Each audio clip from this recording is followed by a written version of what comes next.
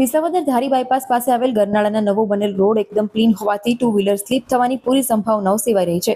વિસાવદર ધારી bypass road પર railway ગરનાળા પાસે તાજેતરમાં જ એક સીસી રોડ બનાવવામાં આવ્યો। એકંદરે રોડનું કામ તો સારું થયું, પરંતુ આ સીસી રોડ એકદમ ક્લીન બન્યો હોવાથી, ખાસ કરીને એકદમ લીસો રોડ બન્યો હોવાથી સ્લીપ થવાની અને અકસ્માત થવાની પૂરી સંભાવનાઓ સેવાઈ રહી છે। આ સીસી રોડ ઉપર ગ્રીપ અથવા તો આડી ધીસી પાડવામાં આવે તો વાહન સ્લીપ થવાની સંભાવના ઓછી રહે તેવી લોક માંગ ઉઠવા પામી છે।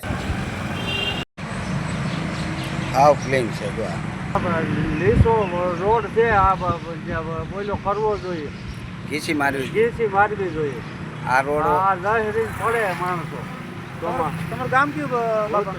ભૂતડી। હા અચ્છા, તમે અહીં કાયમી માટે નીકળો છો? હા અચ્છા, તો આ રોડ એકદમ પેલો લીસો થયો છે એટલે કે એટલે ઘીસી મારવી પડે।